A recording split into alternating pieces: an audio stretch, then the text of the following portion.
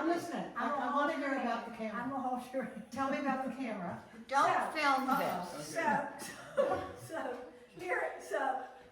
This, I'm gonna answer your question in two ways. One, I'm gonna show you this. This was taken with a digital camera. So this is like a Sony mirrorless camera. Yeah, The place that this was taken is out in Palmetto Point.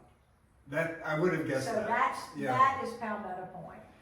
And this over here is another photograph from Palmetto Point. So Palmetto Point is truly one of my favorite places on Spring Island. And there are probably 4 different photographs. It's sort of like a moonscape out there. It is, It's it really, is. It's very, very unique, not to be found other places kind of Absolutely. look. Yeah. I It's describe it special. really as a African savanna. To me, that expanse of the marsh, looking out to Cheshire River and then on to Port Royal Sound, Yeah. is literally like a savanna. Yeah. And that's the Palmetto. Oh, So okay. the Palmetto, the semi-tropical Palmetto, that's what this is. Gary's question was, what kind of equipment did I use? And this right here was taken with a Sony mirrorless camera. The one right beside it was taken with an iPhone. So that, you know, Really? that's, and I'll show you another one that's actually larger that was taken with an iPhone as well. Do you switch them over to a Photoshop thing? Everything is switched over to digital because all these are digital prints. Yeah, so you crop them and zoom them. No. I would No? say these are cropped no more than a 1/16 of an inch. Really? All of these are full frame.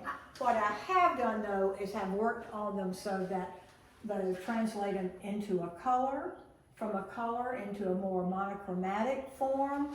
So this is one off of a black and white. So if you think black and white, sepia tone, this is somewhere in between. So you clicked on the black and white option for Photoshop? No? I'm not gonna go into that. Yeah. I'm using more Lightroom than Photoshop.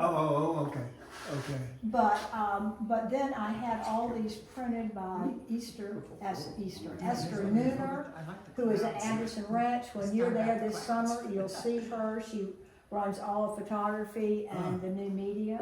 So what I can do, I'm okay, one image at a time. Yeah. But to try to get 20 images that read, that are from photographs I've taken with Reflection's fabulous. 3 different cameras Reflection. over so many different years.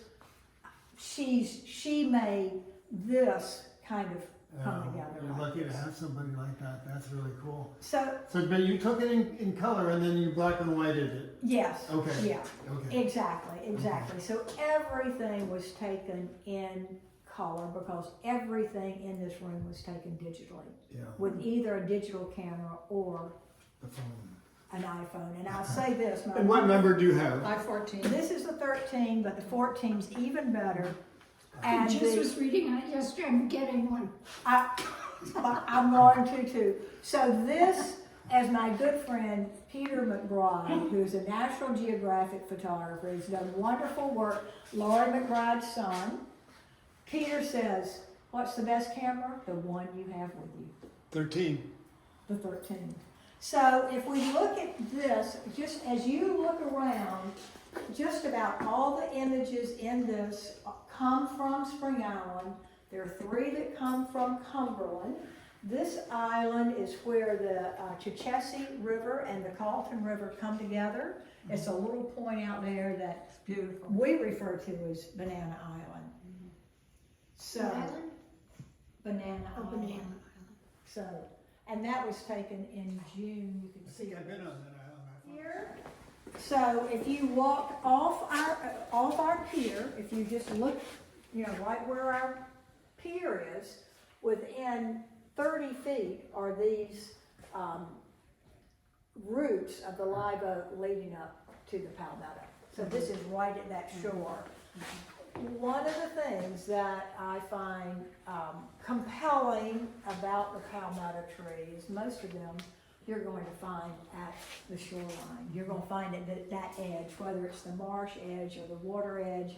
They love this calcium soil. So that high band is with an iPhone. So this is taken with an iPhone. And just to give you an example of how the quality that you can get, and you can actually turn the iPhone into, you can get raw material on it, which gives you a lot more information. So that is. Did you shoot in raw? I shot in raw. In this particular one, the first time I took it, I've been back to take this about 6 times. The first time I took it, it was not in raw. I said, oh damn. So then I probably, now I go back to black. So tomorrow morning after breakfast, we will go down and look at the, if the tide's right, we can go down and. We're sleeping next to these. Oh, neat.